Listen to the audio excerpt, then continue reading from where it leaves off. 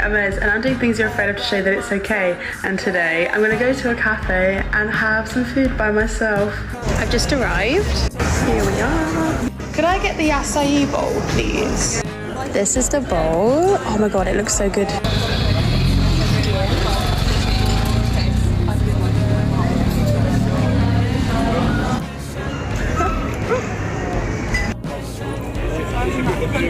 This is so good.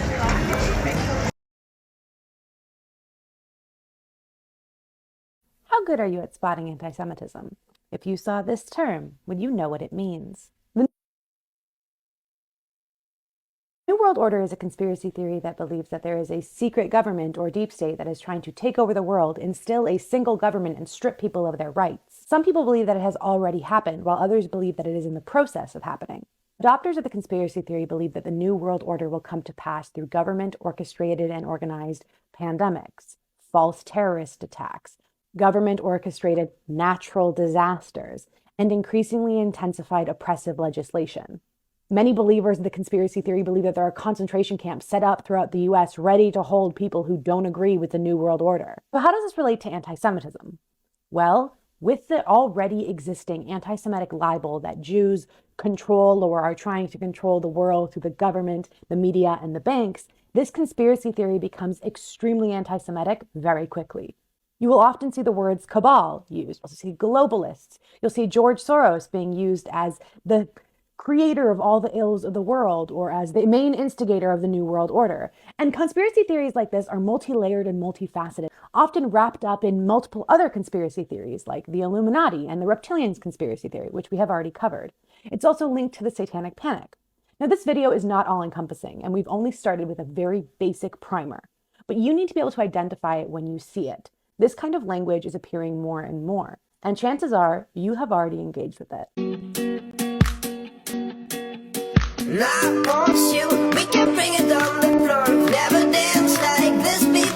Just know that someone paid $300 for their high school ring. I don't know when exactly in my life I developed such a disdain for our current economic system, but it probably correlated with around the time when I was in high school and they gathered us all into the auditorium for a presentation by a company that made class rings. And they were handing out pamphlets talking about this rare opportunity to get such a unique and personalized gaudy fucking ring for as low as $200 to celebrate the best years of your life. A big part of that presentation was them talking about how to convince your parents to buy you a class ring. And as I was sitting there, I just sort of realized this is a company who paid our school district in order to come market to kids and try to convince them to trick their parents into paying 10 times the manufacturing price for a shitty ring. That's considered a successful business model, a good business model. Like, that's fucked up. Hey, we got the accent challenge. Start with me today. From us 10. Bing. Alright, number 1, we got Beanie. Number 2, we got E.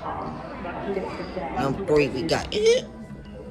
Number 4, we got B. Number 5, we got Number 6, we got G. So I've been seeing a lot of discourse about this, and I want to talk about it. Because not only did it hurt my heart to see my favorite celebrities disrespecting something so sacred to Native people, it hurt to see the amount of people who don't understand the significance. And it really goes to show how underrepresented we are. If you don't know, this is a headdress or a war bonnet, and not anyone in the tribe can just wear one. It's a very high honor to possess. It represents strength and bravery, usually shown through battle. It's not a, oh, you did something good, here's a war bonnet type of situation. Wearing this and posing for a photo shoot is quite literally like wearing this. Do you understand the outrage and the online disputes this would have if that was a Purple Heart medal? And it doesn't just stop at headdresses. In Gwen Stefani's music video, she is seen throwing eagle feathers on the ground. Like the blatant disrespect for our culture. I bet you didn't know that when we dance at powwows, we have to tie our feathers so tight because of the risk of dropping them. Because if one drops, the entire powwow stops, they play a song, and a veteran has to come pick it up. And it doesn't stop there. Afterwards, that feather is no longer yours. You have to give it to someone because you've disrespected it. And the fact that she's so carelessly throwing them around shows that she was using us for an aesthetic. They pick and grab out of our culture, but are silent when it comes to our issues. Like, if you had any critical thinking skills, you would not be defending this.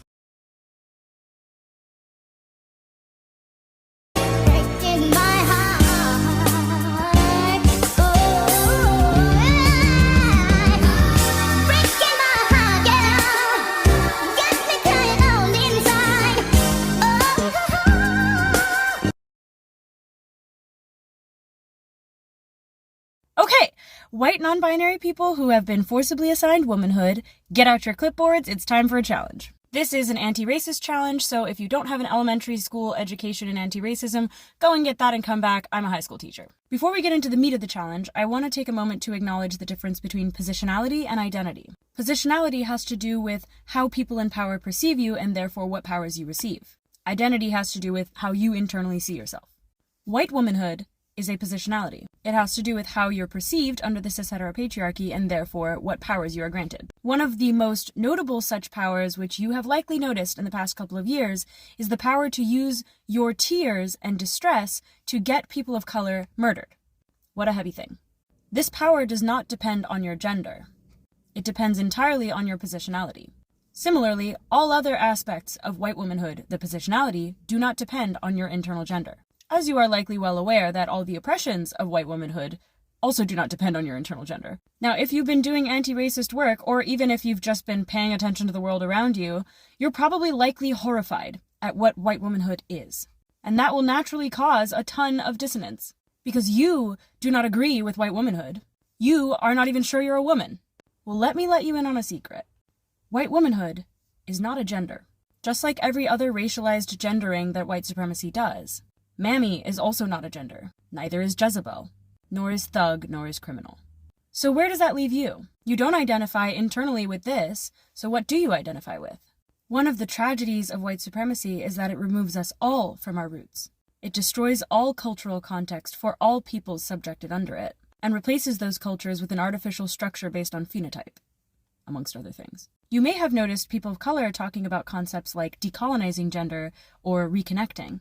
These are strategies we use to connect with internal, sacred, cultural concepts of gender outside of the positionality we've been assigned under white supremacist cis-heteropatriarchy. Now, just as you have noticed that disagreeing with this means you're not a woman, it also means you're not white, because whiteness is not internal, it's a positionality. You have an ethnic, ancestral, indigenous background. A lot of you know what it is. For some of you, especially Americans, it may be like such a jumbled mess, but y'all like to walk around talking about some 12% Irish, 23% Dutch, 30% Scottish, you know. And luckily for you, the process of decolonizing and reconnecting with your personal roots is a lot easier than it is for the rest of us. So here's my challenge to you. The next time you feel discomfort in the white womanhood that has been assigned to you, spend some time researching one of your indigenous cultures. If you have family you can connect with them, even if you just have to Google it. Your ancestors are calling to you, and they have been silenced for so long. You have a sacred identity. If you're uncomfortable with white womanhood, it's because you're waking up. Don't run to the trans community to absolve your guilt. Keep waking up.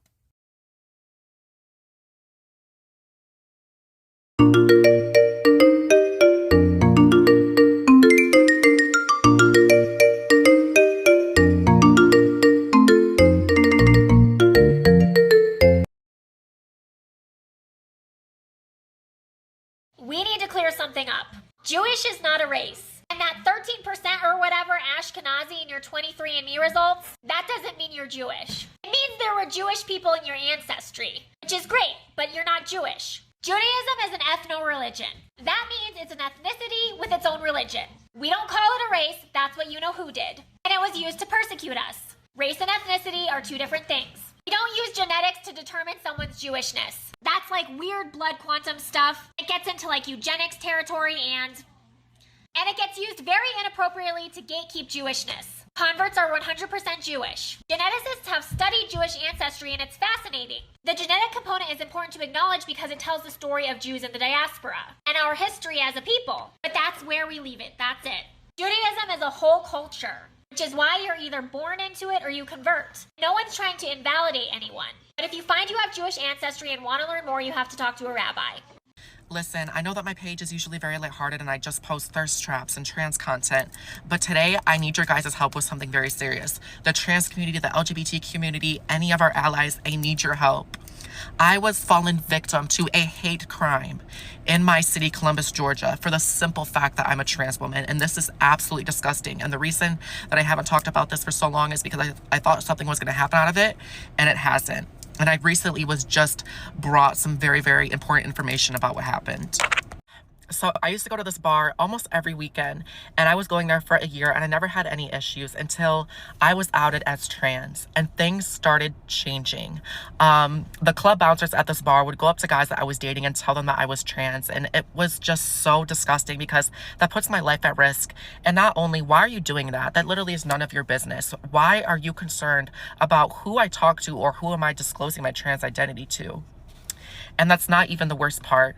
2 weeks later, there was a situation where I was with one of the guys that I was dating, and somebody had tried to come up to him in the middle of the bar and tell him that I was a trans woman. And me and my boyfriend were like, get away, like, get away from us. Like, what are you doing, dude? And this guy decided that he wanted to punch me in front of my boyfriend just for being a trans girl. And of course, I went to go get help from the club bouncer, and the club bouncer literally told me to my face, you should expect that because you're trans. And you come here every weekend and trick men. What do you expect? And did absolutely nothing about me almost getting assaulted. So the owner of the bar made sure to tell me that I'm banned permanently because I caused too many scenes. Apparently me literally getting a hate crime is causing a scene. They're blaming the victim. They're blaming me. What happened is just absolutely disgusting, and I still can't believe that stuff like this even happens in 2022. And this woman right here is the owner of the bar who literally told me that because I had a trans hate crime against me is my fault, and that one of her bouncers told me that it's my fault that I got assaulted because I'm a trans woman. So recently, an ex-employee has leaked several messages to me that were in the employee work group chat where they are being absolutely disgusting. They are wishing violence on me. And being absolutely transphobic, and I have all of the proof, and I'm about to show you guys in part 2 all of the messages that were said. Before I do that, there is a link in my bio, a GoFundMe to help with the costs of a lawyer that I'm going to need to go against this, preferably discrimination lawyer. If there's any LGBTQ organizations that are watching this, please, I need your help. Here in Columbus, Georgia, we have somebody who is running a business who is very, very violent and very transphobic, and they need to be held accountable. Homosexuality is truly very common in nature. It's homophobia that's not. Homosexuality is common in nature. Also, eating your kids is very common in nature. A lot of animals will eat their young if they are sick, or others will eat their kids so they don't grow up and try to assert dominance over them. So does that mean that we should also eat our kids? Nature is simple.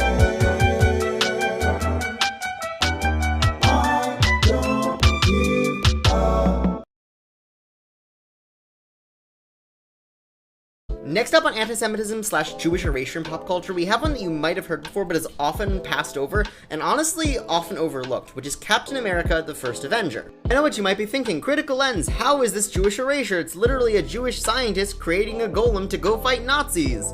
To which my answer is, name me one time they even use the word Jewish in the film. This is a very interesting, almost Mandela effect type situation, because I could have sworn they talked about the show at least one point in the film, but no, they don't. See, the whole idea of Dr. Abraham Erskine is he was a Jewish scientist who worked with the Nazis until, you know, they went all Nazi, and then defected to the US where he created the super soldier serum for the United States. And while the same character is in Captain America: First Avenger, not once do they mention him being Jewish, the Shoah, or any of that. In fact, I would argue that if you go back and watch the film, it plays out just like he's just German full stop and disagrees with what the Nazis are doing, and that's it. Honestly, this is why people were excited for even the bad rep in Moon Knight, because for the longest time, this erasure, this is what we got. A while ago, my oldest kid went to snuggle with my youngest kid. When she did, my littlest lady kinda grunted and retreated a bit. Now, I read that response as a back up, I don't want to cuddle. My oldest kiddo didn't pick up on that. She stayed curled up next to her sister. So I said, hey, bud, I think you ought to give your sister some space. I don't think she wants to cuddle right now. So she came and sat next to me and said, but we cuddle all the time, and she didn't say anything. I was like, yeah, you're right. That's true. However, there's a few things we should take into consideration here. The first being that consent is not a constant. Someone can say yes to something once, twice, even 10 times, but the second they say no, it means no, even if they were happy about it just a second ago. Then I said, for example, can I give you a hug today? And she said, yeah. I said, okay, now what if I wanted a hug tomorrow, but you weren't feeling good and didn't want to be touched? Should I still get a hug because you said yes today, or should your feelings in the moment matter more? Immediately, she understood the point I was making. Then I said, the other part of this is nonverbal communication. We all communicate without using our voice sometimes, and that's what I saw your sister doing. And that can take some time to fully understand, but one thing we can always do is pay attention to how folks react when we enter their space. I said, and your sister not wanting to cuddle right now doesn't mean she doesn't love you, doesn't mean that she'll never cuddle you again. All it means is that she doesn't want to cuddle right now, and that's okay. Did I need to have such an in-depth conversation with my kid about such a little thing? Yeah, because it's not a little thing, it's consent, and I don't want her to just understand the concept of consent. I want her to feel comfortable giving consent and saying no. That was a full sentence.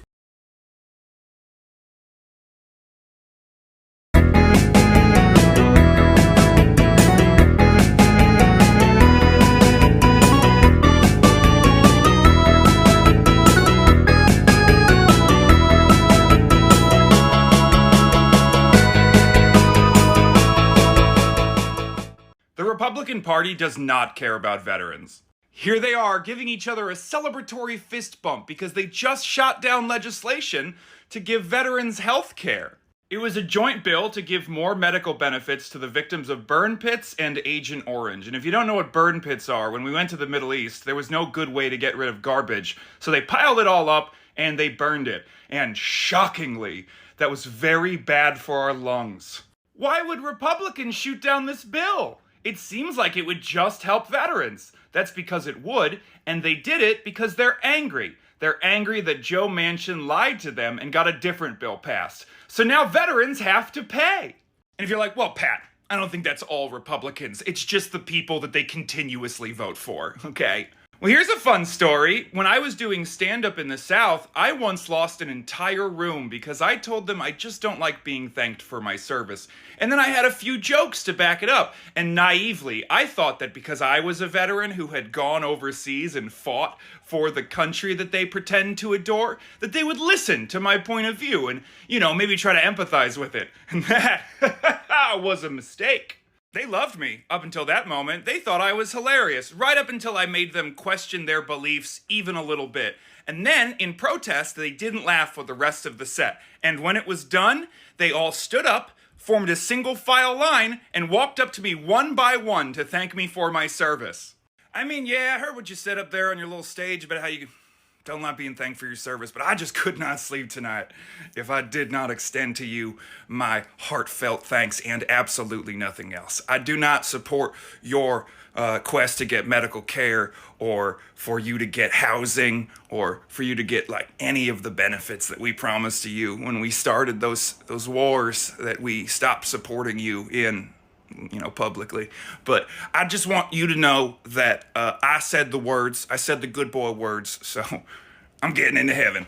Woo! America! Pew, pew, pew! Oh, do you not like guns? Too bad, the 4th of July's coming! Woo!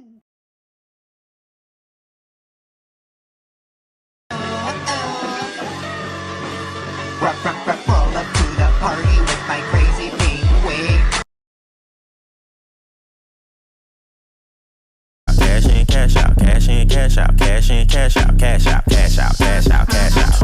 Riding in the car with no keys, straight up Louis V shirt with no sleeves. I got Slaughter Gang, nigga, I'm reppin'. 21. The chopper get the preaching, I'm the reverend. 21. Call him New Era, he capping. Yeah. Them the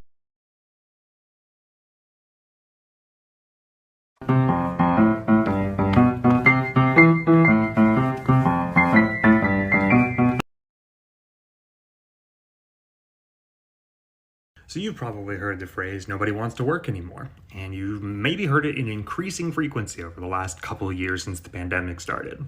What you may not realize is that this is not a new thing. In fact, it's been going on for a very long time. Real quick, credit where credit is due. This is a list that is compiled by Paul Ferry. He's a researcher out of the University of Calgary. Go give him a follow or go thank him for his work. So first now, this is posted in 2022 according to a new survey released by Tiny Pulse. 1 in 5 executive leaders agree with this statement: no one wants to work. What has happened to work ethic in America? Nobody wants to work anymore. It has not always been that way. When I first started work as a teenager, I saw people work hard. From 2014. I can't believe the bad luck I've had in trying to find someone to do needed home improvements. It almost seems like nobody wants to work anymore. When they do work, they take no pride in what they do. How does one find a dependable worker? From 2006. Nobody wants to work anymore, Cecil said. They all want to work in front of a computer and make lots of money. From 1999. Farming is my hobby now, but these rocks, I hired 2 boys to clear the rocks off this land last week. But they fooled around. They didn't want to work. Nobody wants to work anymore. 1981. Also, imagine complaining about child labor. Nobody wants to work anymore, said a disgusted businessman in 1969. By the way, he's talking about young boomers. I heard somebody say the other day that everybody was getting too darn lazy and nobody wants to work anymore. That's the truth if I've ever heard it, said some jackass in 1952. After mentioning the reduction of the $85,000 a year laundry bill for Wisconsin General Hospital by having laundry done by Waupun prisoners, Governor Heil said he wanted to lower taxes, but everybody is on relief or a pension. Nobody wants to work anymore. 1940. I'm also going to move past Governor Heil talking about prison labor. I feel like that deserves its own video. Faced with a shortage of labor when unemployment is widespread, peach orchardists in New York and Adams County are complaining nobody wants to work anymore. There is work, as reported, 15 to 25 peach pickers in every orchard in the 2 counties, but only 2 to 5 pickers are at work because of the unavailability of labor. 1937. What is the cause of unemployment in hard times? The manufacturer and businessmen say it is because nobody wants to work anymore unless they can get paid wages enough to work half the time and loaf half the time, said some businessmen in 1922, 7 years before they would crash the stock market and cause the Great Depression. Well, as near as I can find out, he answered, the reason for food scarcity is that nobody wants to work as hard as they used to. I asked a man who was in here the other day why he didn't raise more livestock and make his own butter. Women don't want to make butter anymore, he said. And then he asked, do you know where prices would go if we raised more calves and pigs and made more butter? They would go way down. 1916. Labor is scarce, high, and very unreliable. Nobody want to work for wages. 1905. And finally, with all the mines in the country shut down by strikers, what will the poor editor do for coal next winter? It's becoming apparent that nobody wants to work in these hard times. From 1894. So yeah, that's bullshit.